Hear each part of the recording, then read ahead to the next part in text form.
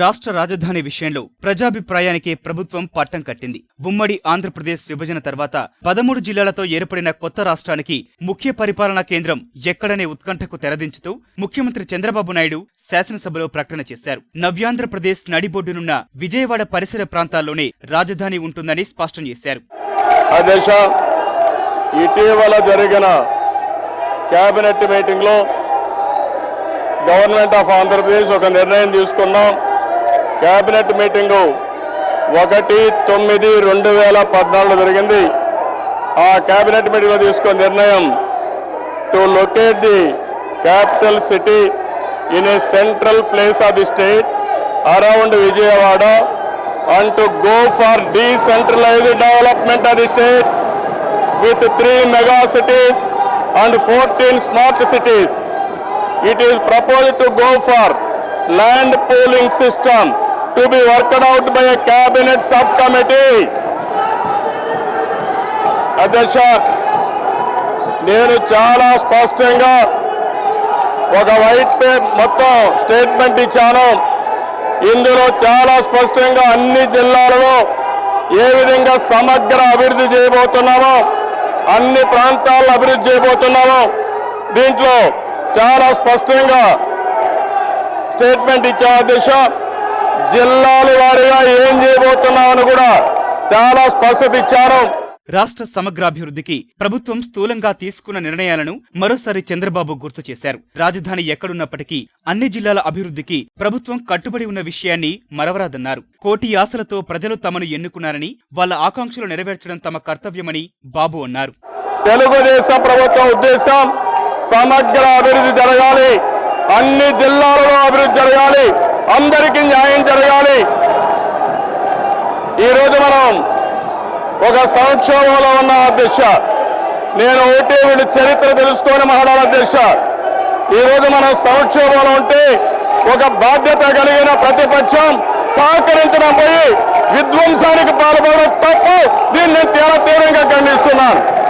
ఆంధ్ర రాష్ట్రం ఏర్పడక మునిపే కర్నూలు రాజధానిగా నిర్ణయించారు అధ్యక్ష.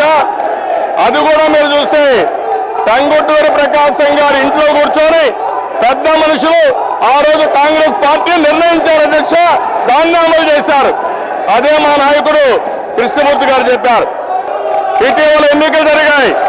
ఎన్నికల్లో తెలుగుదేశం పార్టీకి స్పష్టమైన మెజార్టీతో గెలిపించారు. ఈ రాష్ట్ర భవిష్యత్తుని ముందుకు తీసేమని మమ్మల్ని కోరారు. మిమ్మల్ని ప్రతిపక్షంలో పెట్టారు. ప్రతిపక్షంలో కూర్చొని సలహాలు ఇమ్మన్నారు. మంచి సలహాలు ఇవ్వండి, మేము అమలు చేస్తాం. మీరు చెప్పినట్టు చేయడానికి లేవు. ప్రకటన చేస్తున్న సమయంలో ప్రతిపక్షం ఆటంకాలు సృష్టించడంపై ముఖ్యమంత్రి తీవ్ర ఆగ్రహం వ్యక్తం చేశారు. ఇలాంటి వాటికి జడిసేది లేదని, గతంలోనూ ఇలాంటి వాటిని దాటుకుని ముందుకెళ్లిన విషయాన్ని గుర్తు చేశారు. ఏం కావాలో చెప్పకుండా ప్రతిపక్షం అనవసర రాద్ధాంతం చేయడం తగదన్నారు. అనౌన్స్మెంట్ అయింది, చర్చకు సహకరించండి, మీరు కూర్చోండి, మీకు కూడా అవకాశాలు ఇస్తాం, మీరు మాట్లాడండి, సమాధానం కూడా చెప్తాను. మీకు ఒకటే మార్గం, నేను ఇక్కడ స్టేట్మెంట్ తయారు చేశాను. స్టేట్మెంట్ మీ టేబుల్ మీద ఉంది, మీరు చదువుకోండి, చర్చ చేయండి. అదే కదా అడుగుతున్నాం. శాసనసభలో రాజధానిపై చర్చ కావాలన్నారు. చర్చ చేయండి.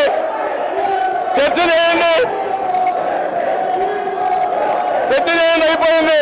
చర్చ చేయండి.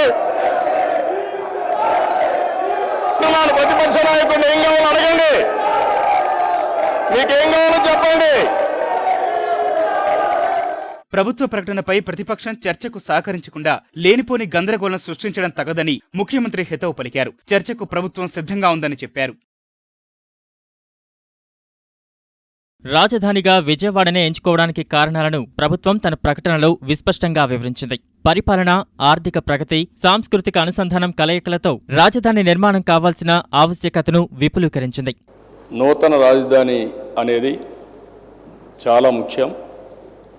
అడ్మినిస్ట్రేషన్ పరంగా, ఆర్థిక అభివృద్ధి పరంగా, కల్చరల్ ఇంటిగ్రేషన్ పరంగా దీనికి చాలా ప్రాధాన్యత ఉంది. దశ ఈ విషయంలో ఒకసారి చూస్తే నరేంద్ర మోడీ గారు కూడా ప్రధాని కాక మునుపు ఎన్నికల క్యాంపెయిన్కి వచ్చినప్పుడు చాలా స్పష్టంగా మాట్లాడుతూ ఢిల్లీ కంటే మెరుగైన రాజధాని కన్స్ట్రక్ట్ చేయాలి, వరల్డ్ క్లాస్ క్యాపిటల్ సిటీగా తయారు చేద్దాం, మీరు కూడా ఎక్కడెక్కడ ఇలాంటి నూతనమైన రాజధానులు వచ్చాయో అన్నీ ఎగ్జామిన్ చేయండి, దాని ప్రకారం మీరు ముందుకు పోమని కూడా వారు కోరారు అధ్యక్ష.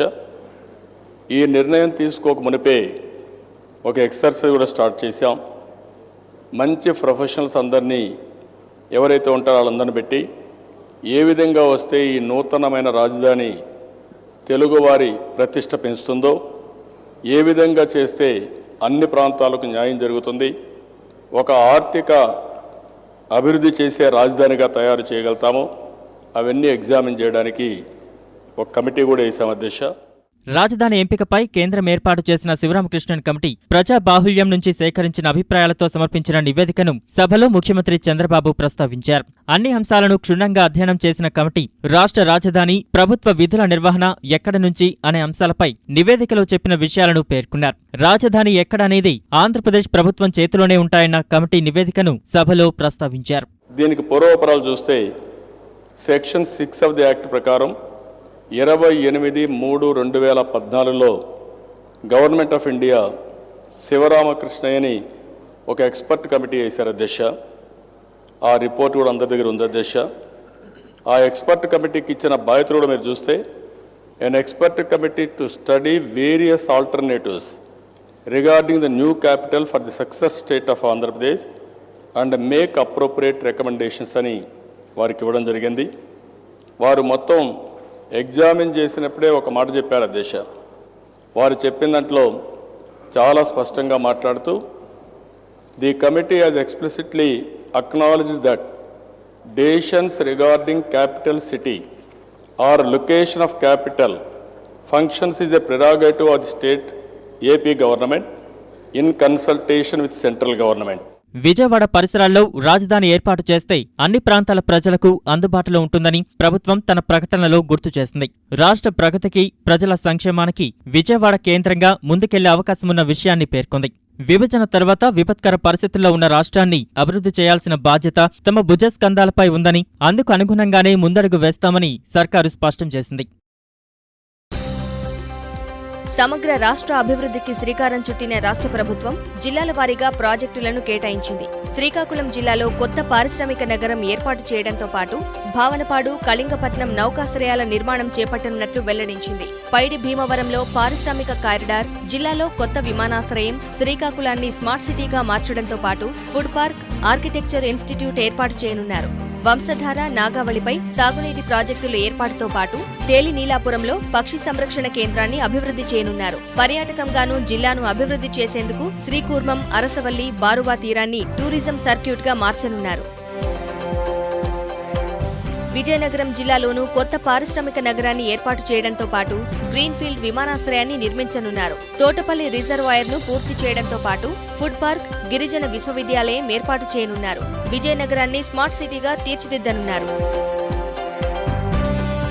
విశాఖలో నూతనంగా అంతర్జాతీయ విమానాశ్రయం ఏర్పాటు చేయడంతో పాటు విశాఖను మెగా సిటీగా అభివృద్ధి చేయనున్నారు.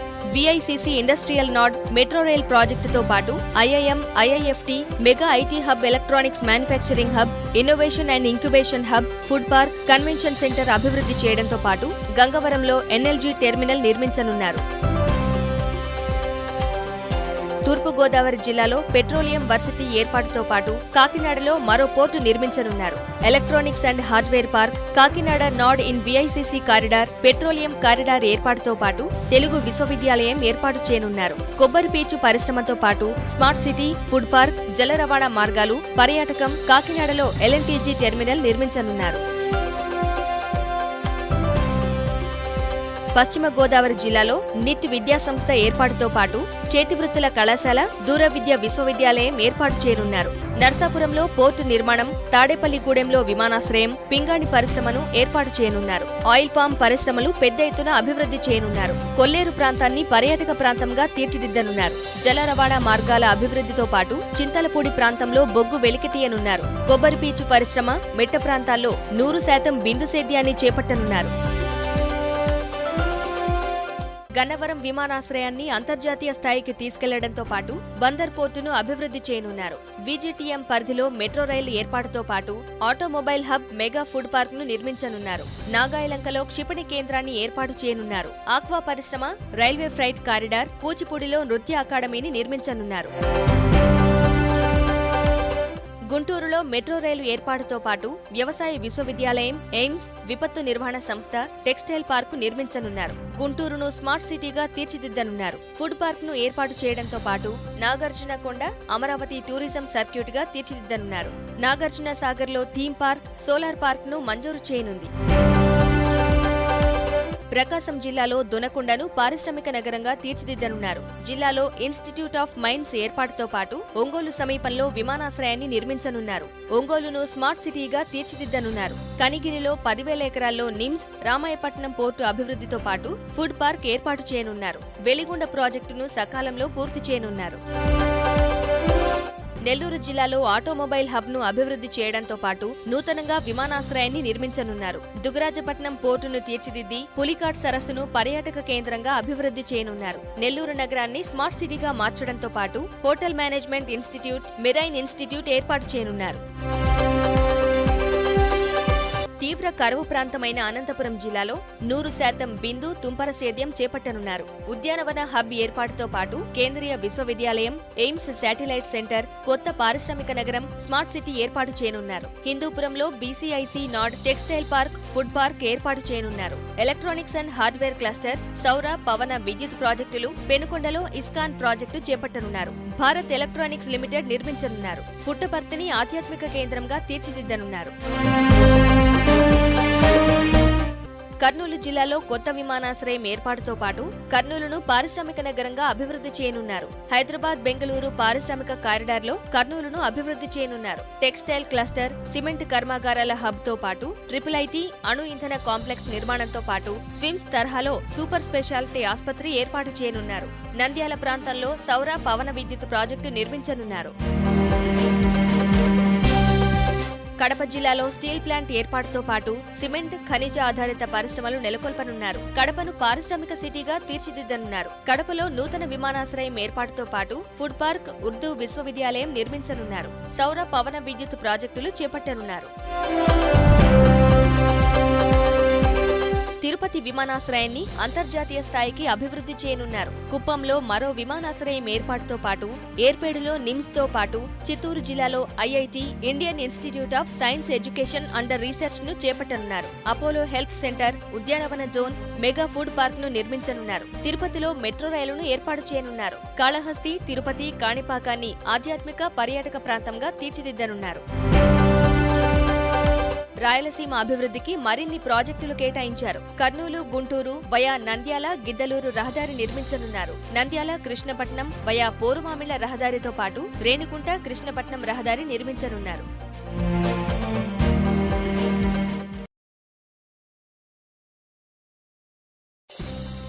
విజన్ 2029 కింద రాష్ట్రాన్ని దేశంలోనే 3 ఉత్తమ రాష్ట్రాల సరసన నిలిపేందుకు ప్రభుత్వం ప్రణాళికలు సిద్ధం చేసుకుంది. స్వల్పకాలిక, మధ్యకాలిక, దీర్ఘకాలిక లక్ష్యాలు పెట్టుకుని వాటికి అనుగుణంగా 7 మిషన్లను రూపొందించింది. ప్రాథమిక రంగంపై పనిచేసే మిషన్ గ్రామీణ ఆర్థిక వ్యవస్థను మెరుగుపరచడం లక్ష్యంగా పెట్టుకుంటుంది. కరువు ప్రాంతాల్లో నీటి పరిరక్షణ, భూసారం పెంచడం, పర్యావరణ పరిరక్షణ, విపత్తు నిర్వహణ వంటి అంశాలతో పాటు అన్ని పంటలను రక్షించడం, వాణిజ్య, అటవీ ఉత్పత్తుల పరిశ్రమలను అభివృద్ధి చేయడం ఈ మిషన్ పనిగా నిర్ణయించుకున్నారు. చేపట్టనున్నారు. పట్టణాభివృద్ధి మిషన్ ద్వారా 3 మెగా సిటీలు, 10 స్మార్ట్ సిటీలను అభివృద్ధి చేయడం, రవాణా, హౌసింగ్ కార్యక్రమాలు చేపడుతూనే ఉపాధి కల్పన కార్యక్రమాలు చేపట్టడం, జీవన ప్రమాణ స్థాయిని పెంచేందుకు కృషి చేయడం మిషన్ లక్ష్యాలు. పారిశ్రామిక రంగ మిషన్ ద్వారా ప్రత్యేక ఆర్థిక మండళ్ల అభివృద్ధి, అంతర్జాతీయ పెట్టుబడుల ఆహ్వానం, పారిశ్రామిక కారిడార్లు ఏర్పాటు, ప్రపంచ స్థాయి మౌలిక సదుపాయాల అభివృద్ధికి చర్యలు చేపడతారు. మౌలిక సదుపాయాల మిషన్తో తీర ప్రాంత నౌకాశ్రయాల అభివృద్ధిని సాధించాలన్నది ప్రభుత్వ లక్ష్యం. విమానాశ్రయాల అభివృద్ధితో విమానయాన రంగానికి ఊతమివ్వాలన్నది ప్రభుత్వ సంకల్పం. విశాఖ, చెన్నై, బెంగళూరు పారిశ్రామిక కారిడార్ల అభివృద్ధి ద్వారా జాతీయ, అంతర్జాతీయ రవాణా రంగానికి ఆంధ్రప్రదేశ్ను ఒక కేంద్రంగా తీర్చిదిద్దాలన్నది ఈ మిషన్ ప్రధాన లక్ష్యాల్లో ఒకటి. సేవారంగ మిషన్లో పర్యాటకం, నిర్మాణం, ఆతిథ్యం, ఆర్థిక సేవలు, విద్య, ఐటీ అనుబంధ రంగాలన్నీ అభివృద్ధి చేస్తారు. పర్యాటక రంగంపై ప్రత్యేకంగా దృష్టి కేంద్రీకరించనున్నారు. లక్ష్యాల సాధనకు రాష్ట్ర సర్కారు 4 ప్రాధాన్యాలను రూపొందించుకుంది. దీనిలో మొదటిది పేదరికంపై గెలుపు. తలసరి ఆదాయం తక్కువగా ఉండటం, అప్పు భారీగా పెరిగిపోవడాన్ని పేదరికానికి సూచీగా భావిస్తోన్న సర్కారు సత్వరమే రాష్ట్రం నుంచి పేదరికాన్ని పారదోలేందుకు కంకణం కట్టుకుంది. రైతులకు బాసటగా నిలిచేందుకు రెండో ప్రాధాన్యాన్ని పొలం పిలుస్తోందిగా పేర్కొంది. వ్యవసాయంలో ఆధునిక సాంకేతిక విధానాలు అవలంబించేలా చేయడం ద్వారా అధిక దిగుబడులకు బాటలు వేయడంతో పాటు ఎప్పటికప్పుడు భూసార పరీక్షలు నిర్వహించి అవసరమైన ఎరువులను సూచిస్తారు. 6 నుంచి 14 ఏళ్లలోపు చిన్నారులకు నాణ్యమైన విద్యను అందించడమే లక్ష్యంగా బడి పిలుస్తోంది అనే ప్రాధాన్యాన్ని సిద్ధం చేసింది. దీని ద్వారా బాలబాలికలు పాఠశాలల్లో విద్యాబుద్ధులతో పాటు చక్కటి జీవన శైలిని అలవర్చుకునేలా చేయనున్నారు. కరువు రక్కసి నుంచి అన్ని ప్రాంతాలను బయటపడేయటమే లక్ష్యంగా నీరు, చెట్టు అనే ప్రాధాన్యాన్ని చేపట్టింది. ప్రతి నీటి చుక్కను ఒడిసి పట్టుకునేలా ప్రజల్లో అవగాహన పెంపొందించడం, అవసరమైన చోట్ల చెరువులు తవ్వడం, పూడికలు తీయించడం, చెక్ డ్యాంల నిర్మాణం వంటి కార్యక్రమాలు ఈ ప్రణాళికలో చేపట్టనున్నారు.